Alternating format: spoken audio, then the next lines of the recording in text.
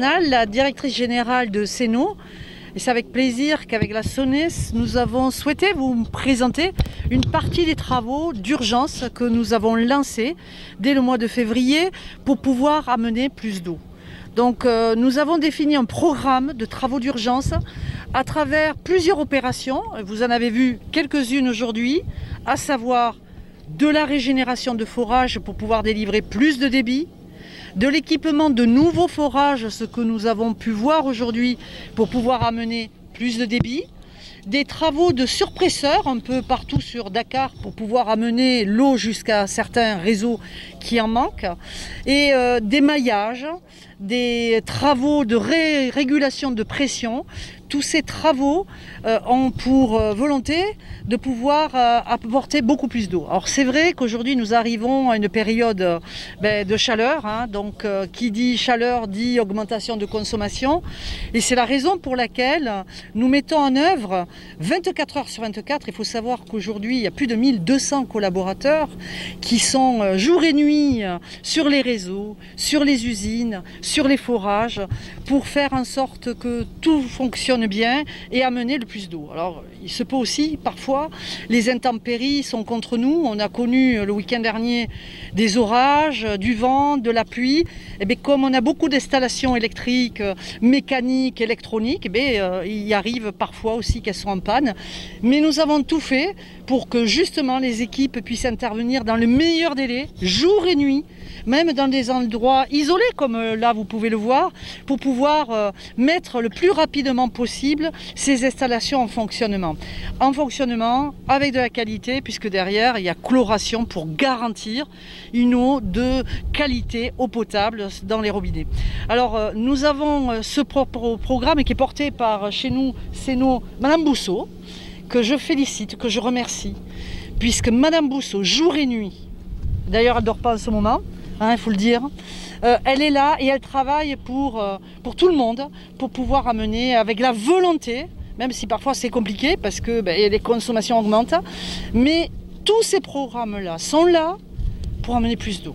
Et je peux vous dire qu'aujourd'hui, je vais lui laisser la parole parce qu'elle le mérite, elle le porte, elle le vit, elle le transpire, ce projet. Croyez-moi, ce sont des hommes et des femmes qui vivent comme vous, dans les mêmes lieux, avec les mêmes manques, mais qui ont bien conscience que justement, on est là pour amener plus d'eau et avec tous les efforts qu'on peut faire pour pouvoir amener l'eau, avec toute la technicité. Et tous ces travaux-là, c'est du concret. Vous les avez vus. Vous avez vu comme c'est compliqué, faire un forage, ça ne se fait pas en 2 jours. Il faut plusieurs semaines parce qu'il faut forer jusqu'à 400 mètres, 500 mètres de profondeur. Il faut crépiner, il faut mettre les massifs, il faut mettre les tuyaux, il faut mettre l'électricité. Donc c'est toute une panoplie d'interventions techniques sophistiquées, mais la hauteur de Seno, que nous mettons en œuvre 24 heures sur 24 heures pour pouvoir amener plus d'eau grâce à ce travaux d'urgence. Et donc je vais laisser la parole à Madame Bousseau parce qu'elle le vit, elle va pouvoir... Ah d'accord. Aujourd'hui, ce que je peux vous dire, c'est qu'aujourd'hui, toutes les productions fonctionnent comme elles n'ont jamais fonctionné, c'est-à-dire au maximum.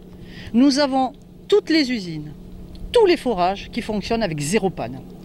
Nous avons des collaborateurs qui sont 24 heures sur 24 sur le terrain pour pouvoir au mieux servir. Alors c'est vrai que nous avons eu malencontreusement les problèmes de défaillance dus aux intempéries du week-end dernier. Et comme aujourd'hui, vous le savez tous, tout ce qu'on produit, bon, ça part de suite avec les chaleurs, c'est vite consommé. Lorsqu'il y a des pannes, ça met un certain temps pour pouvoir revenir au niveau normal. Pourquoi? Parce que dès que l'eau revient, tout le monde ouvre le robinet, ce qui est normal, et donc on met du temps à recharger. Mais croyez-moi, les travaux d'urgence ont été lancés dès le mois de février, les usines ont été entretenues, les ouvrages qui méritaient de travaux ont été faits, et les équipes ont été équipées pour pouvoir intervenir dans les meilleurs délais, que ce soit sur le réseau d'eau potable, que ce soit sur les usines. Mais vous savez, l'eau est une ressource précieuse, c'est vital, mais on doit tous la préserver et préserver notre ressource en essayant aussi de faire des économies d'eau, dans nos usages habituels. Et vous allez voir, on va lancer aussi une campagne de sensibilisation aux économies d'eau. Évitons d'arroser quand il fait chaud et que les consommations sont importantes.